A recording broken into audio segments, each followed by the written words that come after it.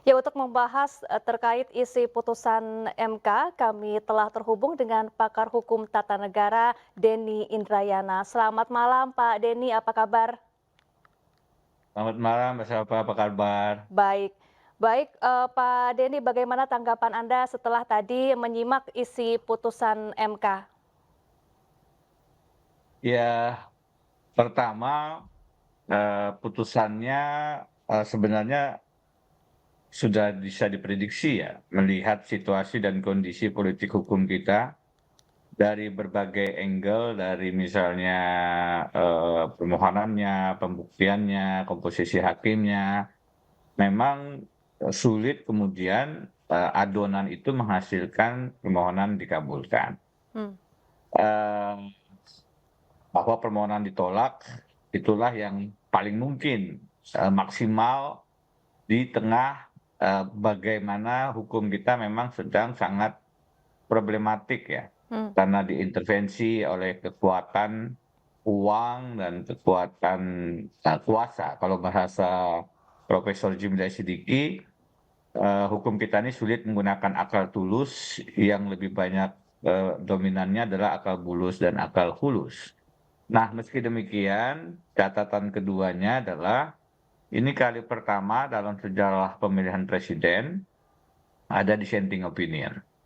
Jadi 3 hakim, Profesor Saldi, Profesor Eni Nurbaningsih, Profesor Arif, ini belum pernah sejak 2004 sampai sekarang ada pendapat yang berbeda atau dissenting opinion.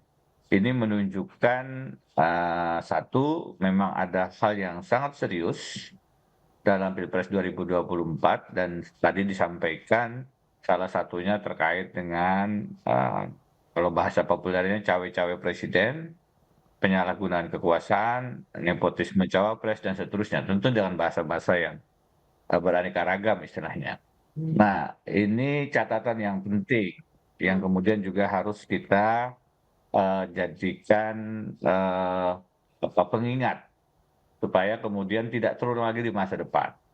Yang ketiga, poin ketiga, perdebatan soal, kewenangan Mahkamah Konstitusi sudah selesai seharusnya. Dan ini jangan diulang-ulang terus bahwa mahkamah tidak berwenang untuk memeriksa proses, mahkamah hanya bicara angka, suara. Itu semua sebenarnya sudah tuntas dijawab MK sejak 2004 dan diulang lagi di 2019, diulang lagi di 2024. MK mengatakan mereka berwenang. Itu sebabnya eksepsi-eksepsi dari pihak terkait, dari KPU, Bawaslu, dari pasangan calon 02, itu semua ditolak. Eksepsi-eksepsi yang ditolak ini menunjukkan MK dengan tegas mengatakan mereka berwenang. Dalam Baik, konteks itu tidak ada dissenting. Jadi tidak ada yang menyoal mereka ternyata hanya mahkamah kalkulator. baik, Dari 8 orang hakim konstitusi semuanya sepakat bahwa mereka bisa masuk ke argumentasi-argumentasi kualitatif. Nah baik, ini juga oke, sebaiknya kita jadikan apa, catatan nanti 2029 perdebatan ini jangan lagi diulang. Supaya kita fokus dengan mencari bukti apakah memang pemilihan presiden itu sesuai dengan prinsip pemilu yang jujur dan adil. Ke sana harusnya fokusnya, tidak mengulang, mubazir, ini harusnya angka saja, tidak boleh proses, itu Bawaslu. Itu semua sudah ditegaskan oleh Mahkamah Konstitusi. Yang terakhir, yang keempat, ini final and binding putusannya. mhm, Tidak ada lagi upaya hukum yang lain. Meskipun bukan berarti perjuangan untuk Indonesia yang lebih demokratis, Indonesia yang lebih beretika itu juga selesai. Eee, Bahwasanya kemudian sekarang secara hukum pemilu, kita sudah punya presiden terpilih dan wakil presiden terpilih, kita ke depan harus juga tetap melakukan pengawalan atas demokrasi kita, supaya, koalisi pemerintahan itu tidak kemudian kembali gemuk, sehingga tidak ada kontrol di parlemen, karena itu artinya kembali, cenderung akan koruptif, cenderung akan koruptif. Nah, ini ke depan tetap harus ada baik. upaya untuk Oke, merawat dan Pak Denny. menegakkan lagi demokrasi kita. Baik, Pak Denny, ada 3 hakim dissenting opinion meskipun kalah jumlah dengan 5 hakim lainnya. Apakah dalam pertimbangan-pertimbangannya ini cukup untuk menguatkan bahwa terdapat banyak masalah dalam pelaksanaan pemilu 2024 ini? Ya, kalau kita dengar argumentasi-argumentasi yang disampaikan Prof. Saldi, Prof. Eni, Prof. Arif, arahnya ke sana. Arahnya banyak persoalan-persoalan etika, moralitas, konstitusionalitas, keterlibatan tidak netralnya presiden atau cawe-cawe presiden, yang semuanya tentu saja memberi downgrade ya, mengurangi derajat bukan pelanggaran terhadap prinsip pemilu yang luber, jujur, dan adil sebagaimana alamat pasal 22E ayat 1. Itu clear dalam argumentasi-argumentasi mereka. Bahwasanya kemudian kalah jumlah, sebenarnya kalau Pak Soehartoyo ikut sebagai ketua MK, itu mereka dalam posisi memenangkan putusan. Nah, karena kemarin kalau kita lihat, ya sebenarnya memungkinkan dissenting itu ya Soehartoyo, Saldi, Eni, dan Arif, Ya. 4 orang ini. Tapi saya tidak tahu kenapa Pak Soehartoyo tidak bergabung. Biasanya beliau termasuk yang satu barisan sebenarnya dengan Saldi, dengan Pak Arif gitu. Nah, ini kunci tidak bergabungnya Pak Soehartoyo itu yang menyebabkan putusan menjadi 5-3 dan 3 orang dissenting akhirnya bukan menentukan arah putusan. Tapi bahwasannya argumentasinya saya pikir bagus, clear, termasuk juga menyatakan pembuktian tidak boleh diberatkan dengan standar pidana beyond reasonable doubt dan seterusnya. Yang penting ada keyakinan hakim bahwa memang ada pelanggaran-pelanggaran, dan itu sebagaimana juga dalam berbagai kesempatan saya jelaskan bahwa ini peradilan tata negara hanya 14 hari. Yang penting ada keyakinan bahwa memang terjadi pelanggaran-pelanggaran prinsip-prinsip pemilu, maka harusnya kemudian ada langkah-langkah untuk menyelamatkan melalui Mahkamah Konstitusi. Jadi kalau membaca argumentasi-argumentasi daripada Prof. Saldi, Prof. Eni, dan Prof. Arif, itu memang langkah atau paradigma progresif dalam melihat Pilpres 2024 yang saya sepakat banyak problem. Nah, sayangnya komposisi hakim yang progresifnya memang dalam konteks ini masih kalah jumlah gitu. Baik, baik. Pertama, dalam sejarah sidang sengketa Pilpres ada 3 hakim berbeda pendapat. Kira-kira kenapa hal ini bisa terjadi di sidang sengketa Pilpres tahun ini, Pak Denny? Sudah saya jelaskan bahwa berbeda dengan Pilpres-Pilpres sebelumnya, Pilpres 2024 yang paling tidak muncul dan sekarang hadir adalah cawe-cawe Presiden Jokowi. Di 2004 itu tidak ada karena pertama kali 2009 Presiden SBY tidak melakukan itu, 2014 outgoing presiden tidak melakukan itu, 2019 juga Pak Jokowi bahkan tidak bicara tentang cawe-cawe, 2024 dengan sangat terbuka sebenarnya cawe-cawe itu disampaikan gitu. Meskipun awalnya dengan bahasa demi kepentingan bangsa dan negara, tapi kemudian dalam prosesnya kita tahu itu adalah preferensi ke salah satu pasangan calon kepada Prabowo dan terutama anak kandungnya Gibran Rakabuming Raka.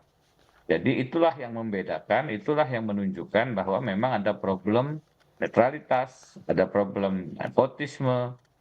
Itu asal muasal muara persoalannya ya sikap presiden yang kemudian tidak netral. Dan harusnya beliau sebagai kepala negara memberikan ruang yang setara bagi semua kontestan. Itu yang berbeda di 2024 dan itu yang menyebabkan kemudian banyak amicus curiae yang disampaikan oleh berbagai tokoh, dan itu pula yang menyebabkan muncul pertama kali dissenting opinion dalam sengketa pemilihan presiden di Republik Indonesia. Baik, ya pertama dalam sejarah juga banyak pihak yang mengajukan diri sebagai amicus curiae di sengketa Pilpres tahun 2024 ini, tapi kemudian ini tidak dimasukkan ya ke dalam putusan. Bagaimana tanggapan Anda, Pak Denny?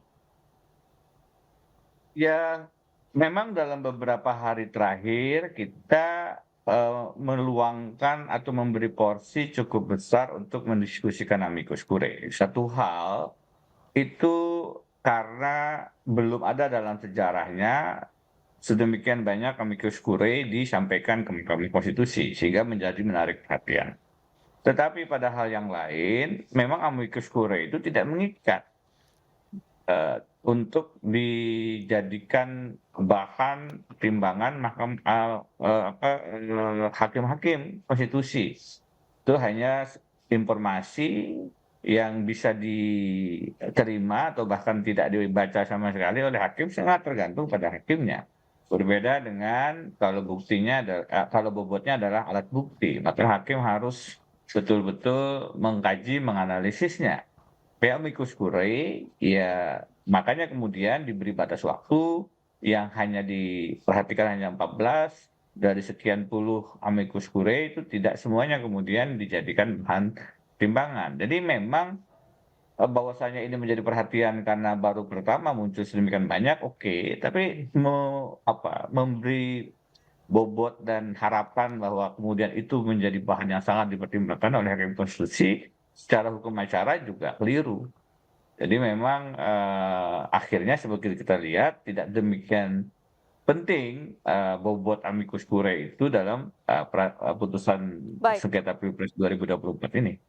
Baik, Pak Denny, beberapa kali sidang sengketa Pilpres dalam beberapa kali pemilu, namun selalu ditolak permohonannya oleh Hakim MK. Apakah ini karena perkara ini sangat beririsan dengan politik sehingga seperti yang Anda katakan tadi, putusannya bisa diprediksi begitu, Pak Denny? Iya, ada berbagai faktor. Faktor pertama karena memang permohonan sengketa Pilpres itu sangat rumit, sangat sulit. Salah satunya karena hukum acaranya membatasi persidangannya 14 hari.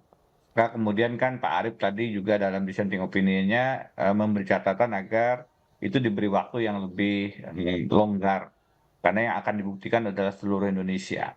Hmm, 14 hari tentu bukan perkara mudah ya, untuk membuktikan selisih suara, jangankan jutaan, puluhan juta antara pasangan calon 02 dengan pasangan calon 01. Saya sedang menangani perkara sengketa pemilihan legislatif dengan selisih suara hanya sekian ribu, itu mengumpulkan alat buktinya 1 bulan tidak cukup. Jangan bicara 14 hari, itu hmm, hitungannya cuma ribuan, belum jutaan. Harus mengumpulkan ya, C1, D-hasil, dan lain-lain. Itu persoalan pertama. Jangka waktu yang sangat singkat, speedy trial sangat terbatas, saksinya, ahlinya juga dibatasi. Yang kedua, ada faktor komposisi hakim sendiri.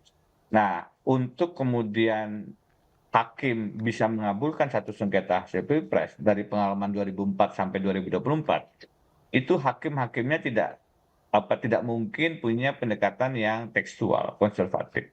Kalau pendekatannya sangat prosedural, kuantitatif, tekstual, pembuktian harus dalam skala kualitas beyond reasonable doubt, maka tidak mungkin ada sengketa Pilpres yang baik. dikabulkan. Itu yang kedua. Yang ketiga yang disampaikan oleh Mbak Syapa Mm-mm, tadi, bahwa ini bobot politiknya tidak kecil. Ini akan ya, menentukan siapa orang yang bertugas di kantor kepresidenan, siapa pemimpin eksekutif kita, kepala negara kita oke, yang membawahi semua unsur birokrasi, militer, dan segala sesuatu yang terkait dengan pemerintahan. Karena baik. itu orang yang sangat kuat ini pasti punya bobot politik, kepentingan politik yang tidak kecil. Dan itulah yang Hmm, kemudian salah satu yang paling mempengaruhi. oke. Saya terus terang masih belum yakin bahwa Mahkamah Konstitusi kita bisa steril. Hmm, Teorinya mereka betul-betul harus independen, tidak boleh diintervensi. Tapi sejarah mencatat, membuktikan ada ketua MK yang pernah ditangkap KPK, divonis seumur hidup, ada hakim hakim Oke, baik. konstitusi yang juga Baik, korupsi sayang dan sekali seterusnya, waktu kita termasuk terbatas. pemberhentian Anwar Terima Usman. kasih Pak Denny Indrayana, pakar hukum tata negara, telah bergabung bersama kami di iNews Sore.